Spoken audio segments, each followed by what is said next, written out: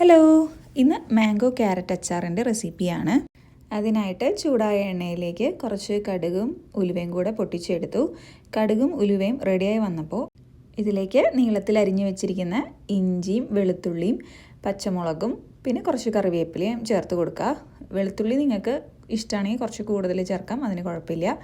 അതിനുശേഷം അതൊന്ന് നല്ലപോലെ വാട്ടിയെടുക്കാം. ചെറിയൊരു ബ്രൗൺ കളറാകുമ്പോൾ നമുക്കിതിനകത്തോട്ട് പൊടികൾ ചേർത്ത് കൊടുക്കണം. പൊടികളായിട്ട് നമ്മൾ ചേർത്ത് കൊടുക്കുന്നത് കുറച്ച് മഞ്ഞൾപ്പൊടി, ഉലുവാപ്പൊടി, കായംപൊടി, ഇത്രയാണ് ആകെ പൊടികൾ ചേർക്കുന്നുള്ളൂ. ഇനി നമുക്കതൊന്ന് പച്ചമണം മാറുന്നത് വരെ ഒന്ന് വഴച്ചെടുക്കാം.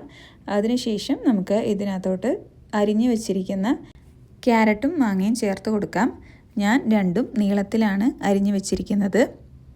രണ്ടും ഒരേ അളവിൽ തന്നെയാണ് ഞാൻ ചേർത്ത് കൊടുത്തേക്കുന്നത്. ആദ്യം ക്യാരറ്റ് ഒന്ന് ചേർത്ത് കൊടുത്ത് ഒന്ന് വാടി വന്നതിന് ശേഷം മാത്രം മാങ്ങ ചേർത്ത് കൊടുക്കാം. മാങ്ങ പെട്ടെന്ന് വെന്ത് പോകണോണ്ടാണ് നമ്മളങ്ങനെ ചെയ്യുന്നത്. രണ്ടും ഒരുപാട് വെന്ത് കുഴഞ്ഞു പോകരുത്, അതാണ് ഈ അച്ചാറിൻ്റെ ഒരു ടേസ്റ്റ്. ഇനി ഇതിലേക്ക് നമുക്ക് ആവശ്യത്തിനുള്ള ഉപ്പ് ചേർത്ത് കൊടുത്ത് ഒന്നും കൂടെ മിക്സ് ചെയ്ത് ഒന്ന് വാടി വരുമ്പോൾ നമുക്കിതിനകത്തോട്ട് വിനാഗിരി ചേർത്ത് കൊടുക്കാം. വിനാഗിരി ചേർത്ത് കൊടുത്തതിന് ശേഷം ഉപ്പിൻ്റെ അളവ് കുറവാണെങ്കിൽ കുറച്ചും കൂടെ ഉപ്പ് നമുക്ക് ചേർത്ത് കൊടുക്കാം.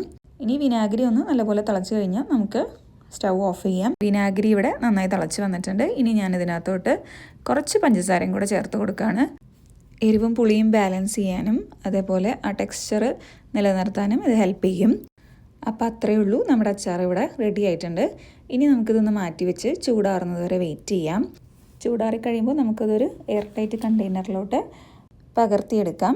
അപ്പോൾ ഇതാ ഞാൻ ഉണ്ടാക്കിയ ക്വാണ്ടിറ്റിയിൽ ഈ ഒരു വലിയ ബോട്ടിൽ നിറച്ച് എനിക്ക് അച്ചാർ കിട്ടിയിട്ടുണ്ട്. നിങ്ങളും ഉണ്ടാക്കി നോക്കണം. അപ്പോൾ അത്രയേ ഉള്ളൂ. Thanks for watching.